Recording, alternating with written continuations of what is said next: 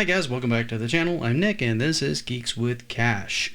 Now today we're going to cover something on an article that was released on the Intellivision Amico and Intellivision's rather measured response in correcting what they saw as some of the flaws in the logic and in the factual statements that they made in that article. Now, most of you guys that come to my channel often know I am a fan of the Intellivision Amico. I have played it, I've held the controller in my hand, I have met the creator, Tommy Tallarico.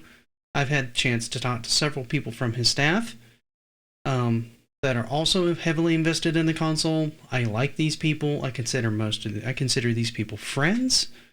I'm a big proponent of the console coming out. I'm a big proponent of new consoles, period.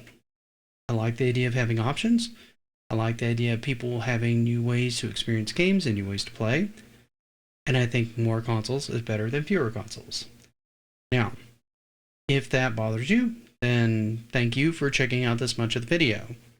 If you're still with me, thank you very much. That out of the way, you know I'm not unbiased. You know I'm a fan.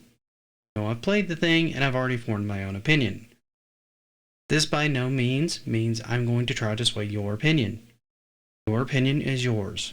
I always do this. I recommend people do their own research from trusted sources that they trust, experience what the product is for themselves, or do look at reviews, look at other videos, look at the web page, look at the games, and see if it's for you.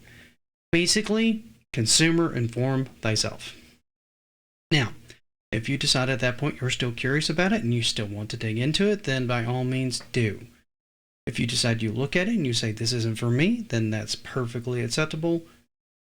Not every console is for every person. I'll be the first one to tell you that. I own most of them. I enjoy most of them. Do I play some more than others? Absolutely, I do. I have my favorites just like everybody else. So, that said, let's go ahead and go into this. Now, Ars Technica recently released an article that was covered on Retro Bros channel on a panel that I was on, and I was against even mentioning it. I don't like covering stuff from Ars Technica when it comes to this console. They already have pretty much formed an opinion on the console. They already don't like it. And oftentimes what'll happen is it's not so much that they don't like it is the reason they don't like having their articles. It's the fact that they don't really keep up with what's going on around the console and report old data or incorrect data and treat it as fact. So they don't talk to people from the company before they post anything new. They don't seem to really do any digging on anything that's currently going on it, and yet they report on it anyway, and they're considered sort of like a factual site to go to. On this product, I'd argue they're not. So, Intellivision thought the same way when they saw this particular article. So what they did is they posted a response. So, on their site, or in a link in the Intellivision fan club on Facebook, they posted this, and I believe they've made it public several times. I will post a link to this in the description. I will not be posting a link to the Ars Technica article. You can find that quite easily by typing in Ars Technica Amico, and you'll find it pretty quickly. I'll show you the picture to look for when you go to look for it. If you go and look for this picture, you'll find the article in question. But let's go back to this. This is on January 6, 2022, online technology review website Ars Technica published an article regarding the Intellivision's forthcoming Amico game console. The author did not contact us to vet any of the information upon which the article was based. Unfortunately, the information relied upon the article contained several errors of fact. The following are corrections submitted for the public good. Now keep in mind that most of the stuff that we're going to cover in this article is stuff that has been covered multiple times on multiple podcasts and by multiple other YouTubers, and is pretty much public knowledge. That none of this stuff is hidden, This stuff has been said by Tommy in interviews. It's been said by other people from the company in interviews.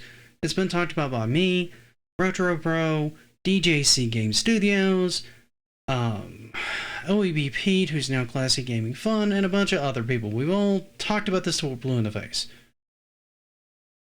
And somehow these things are still wrong. Probably because nobody considered us even a remotely reliable source. And that's fine. I don't expect Ars Technica to be looking at my little channel ever, any more than I ever want to look at their website. Because I don't.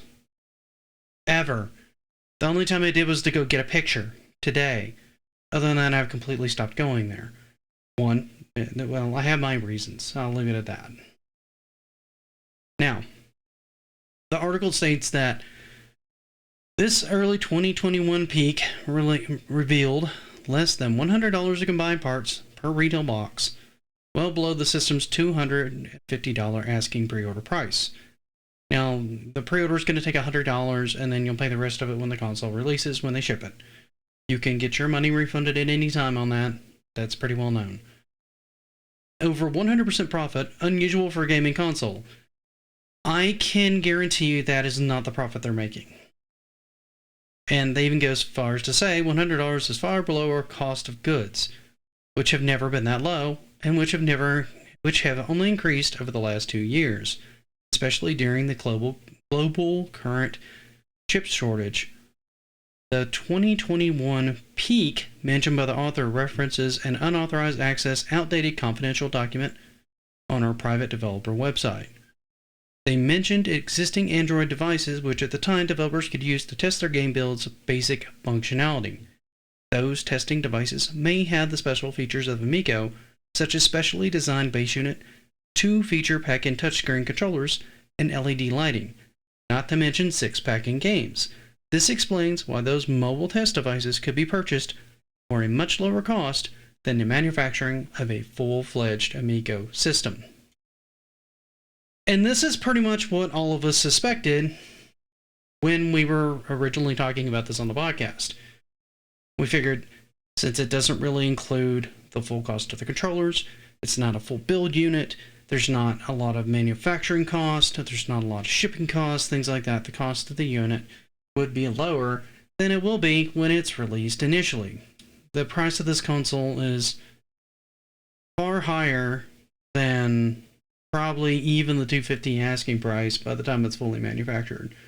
So, like most consoles, they're going to be selling this thing at a loss for a while.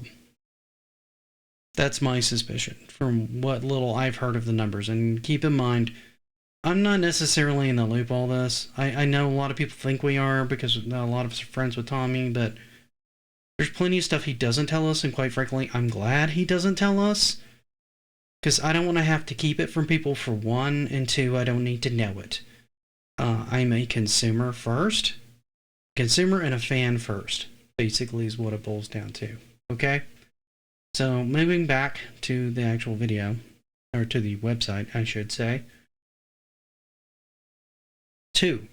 The article states that game snippets from the console's earliest gameplay sizzle reels have yet to receive additional reveals or gameplay demonstration. The reference sizzle reels links to our 2019 Intellivision Amico Gamescom trailer, which showed short snippets of several games in development, including Moon Patrol, Night Stalker, Missile Command, Sideswiper / Colossal Crash, Tank Battle / Armor Battle, Astro Smash, Shark, and Breakout. These games have received multiple additional reveals or demonstrations since 2019. They can all be found on the Intellivision Amico YouTube channel, including the deep dive videos in 2021 of Tank Battle / Armor Battle, Astro Smash, Shark, and Missile Command. The article specifically mentions games known as indie devs by Choice Provisions and Other Ocean as lacking further reveals. Choice Provisions is the author of Breakout, which was further revealed and demonstrated in the YouTube video in August of 2020. Even more in another video in February 2021. Other Oceans is the author of Night Stalker, which was further demonstrated in YouTube video in January 2020. Additionally, we released a playable demo of Breakout on PC on October 10th of 2020, and a playable level 1 demo of Moon Patrol on our Amico Club app in January of 2019. This pretty much goes to basically show that they don't want to look at the thing. They don't care to know about it. They don't care anything about it, but they care enough to make an article about it, which is the most confusing part of this whole thing. If you don't like something and you don't know anything about it, don't bother to make an article about it. Just don't talk about it. Just let it go away.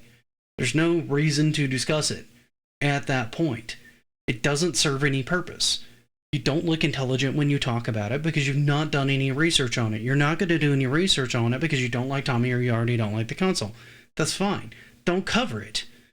If you don't want to do your homework on something, don't do an article as a journalist. Journalists are supposed to do their own homework and be educated about a topic before they write something. The same way when I do a video here, I try to educate myself as much as I can on whatever the hell I'm talking about before I make a video on it, or at least form an opinion by playing enough of the game or all of the game or whatever it is that I'm into to basically have an idea of what the hell I'm talking about. That's just basic journalism and basic responsibility for anything that you're going to construct any kind of video on that's meant to inform the public or to engage with the public. You should sort of know what the hell you're talking about. If you don't want to go to their own YouTube page to look to see if they posted anything new, why are you writing an article? Their YouTube page is not hard to find. Finding them on Facebook is not hard. Finding their main webpage is not hard. It's literally Intellivision.com. These are not hard things. Okay, moving on. 3. The article states that Amico's near final OS didn't appear until the very end of 2021. We first demonstrated our Amico OS on the YouTube video on August 5th of 2020, over a year and a half ago. Some of the art/UI elements have evolved since then, but the basic OS functionality has remained. This is true. What he's probably talking about is he saw the tail end, the last video they did, where they talked about the more finalized UI, and where you could actually really see it fully. I mean, you've seen glimpses of it here and there before. They've talked about it before. They have shown some video footage for it before. They didn't really do a deep dive of it until like last year. And I guess that's what they were taking as their source of truth on that one. And that's honestly an understandable oversight on that part, because that's when most people really saw and got a really good feel for it as a whole, right? So I can understand taking that as the main full reveal. I don't feel like that's too much of an overstep personally. I feel like that one's fine. I feel like that's when most people feel like they really saw the OS. I know it's been demonstrated before then. I know a lot of people have seen it before then because they've gone to events and they've seen things like that. But that's pretty understandable, quite frankly. Now, going back, the article mentions the Amico's unfinished products like Shark and Missile Command. While those titles remain unpublished, naturally, as the console is not yet launched, both Shark and Missile Command are finished. The general public has played both of these games extensively at our live demonstration events, and they've also been demonstrated in our detail in our deep dive videos. Missile Command already has its own official PEGI rating, as the PEGI is publicly tweeted on October 10th of 2021, and an ESRB rating.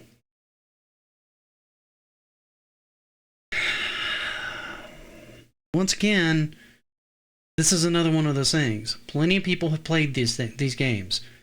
I've played these games. My wife has played these games. I know tons of people that have played these games. There's tons of people there in the community that come to our podcasts and on both sides that have played these games. These games are done. They've been done. If they're going to do anything to them, it's just because they have time to tweak them. But they're ready to launch. They've been ready to launch for ages. This is not new. This is literally like the oldest news possible, and yet that's still somehow wrong. I don't know, guys. I don't know. It's weird, okay? So, number 5. Let's go to number 5. Article states that the Amico's UI forces users to pick through icons of every game on sale, whether the title has been purchased or not. The author may have gained a false impression from our demonstration of the store section of our Amico UI, which shows all games including owned games. However, the Amico UI features multiple categories, including the store, that group related games together for ease of browsing, including My Games category that contains only purchased games. This is shown in the sneak peek YouTube video of our UI in December of 2021. Other categories group games by genre, such as sports, family, action, etc. This one I can kind of see the confusion, because when they're looking at the deep dive, they could have confused it as just showing everything so that you get this FOMO or whatever and pick it up, or you have to go through it or whatnot, because of the way that video was framed led to that current misunderstanding. That's entirely possible. That's not how that works, but it's possible. So I'm going to pretty much just give that one a pass, because I could see people coming to that conclusion. That's totally fair. Let's go ahead and go into what I hope is the last one here. I think it is. Yeah, this is the last one. So let's go ahead and get through this. The article presents Amico as a retro console, stating that in subheading a decent retro console idea for 2018, it goes on to use this framing to compare the Amico on a price point and game catalog size to other offerings in the retro market space. Amico's game catalog does overlap in the retro console market, but our vision and mission have from the beginning targeted a broader spectrum of games and a vastly broader demographic. That includes many more segments than just retro. Our initial engagement has been with retro gamers because they are early adopters and already recognize our Intellivision brand. However, Amico's appeal by design extends far beyond our valued retro gaming supporters who already recognize that families with kids will be the broader beneficiaries of Amico's family-friendly approach to video gaming. Our mission with the Amico is to provide a family-friendly multiplayer games that are easy to pick up and suitable for different ages and skill levels to play together. All of our games, whether brand new, adopted, retro, reimagined, are crafted to include multiplayer, couch play, and to provide simple, affordable, family entertainment that the whole family can enjoy, with no ads and no in-game purchases.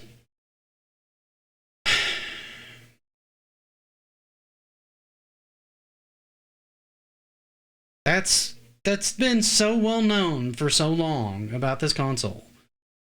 I've said it, everybody said it. On both sides they've said it. Whether or not they like the thing or not, pretty much everybody acknowledges that they're trying to hit a wider market. Now, there's been a lot of criticism on whether they should try to hit a large family market and be that accessible, or if they should just focus on the retro gaming market. Some people are particularly upset that they're not focusing more on the retro market and they're trying to have this broader mass appeal. They don't like that approach. They think it should be more focused on the retro market. That'd be great, but it will also keep it very, very niche. Trying to appeal to a wider array of people that don't normally play games, or people of wider skill levels, and trying to make something that more and more people can get engaged in and bring the family together has always been at the core of this project. It's always been at the core of what Tommy liked about the original Intellivision itself. He grew up playing the Intellivision with his family. If you look up his TED Talk, he specifically talks about playing games with his family when he was a kid, enjoying it as a group and family activity. That's what he's always wanted this console to be. That's been the point of the console from day one, to always include that. That was one of the main things he wanted. He also wanted something that didn't offer you tons of DLC, that didn't offer skins and things like that, and blind packs and stuff like that you can buy, and he also didn't want to do any of those kind of predatory practices. He also wanted everything to have a low PEGI rating so that it was more accessible for a wider array of people. Basically allowing more people to feel safe with what they're buying on there, that there's not going to be any additional strings or any additional attachments. It's a one and done purchase, and then you can just play the game. That's been the whole heart of the console all along, and it's one of the reasons I'm a big supporter of it. I feel like that's a great thing for people to have an option to be able to purchase if they choose. If you don't want that as an option, or you don't see any value in the console, then simply do not buy the console. If the Switch provides you with everything you need, stick with the Switch. If the PlayStation, if the Xbox, if any of these consoles provide you with everything that you need out of your gaming needs and wants, then I see no reason for you to pick up this console or any other console than those consoles. If, however, you want more variety, if you want to experience something slightly different, if you want something that's safe for little kids and for grandmothers and grandpas and all that, for all of them to try to get involved in the game and have some fun, you could do worse than at least to take a look at this console from a fresh and open perspective. That's really what it boils down to. So, with that said, I'm going to go ahead and end what I thought was going to be a relatively short video and turned into a 20-minute video because I can't shut up. So, thank you, all of you who watched and paid attention to this video as I went into the responses to the article. I hate the fact that I even responded to this. I'm kind of annoyed with myself for even responding to it because I don't want to respond to it because I don't want to give it the prep. Instead, I've wasted almost 21 minutes of your day and my time digging into this because it's bad reporting. Thank you for watching. Thank you for sticking with me. Hopefully you're going to have a good day. If you haven't already, please like the video. Feel free to subscribe if you see some of my other content that you actually enjoy. Don't forget to hit the bell. Till next time, happy gaming.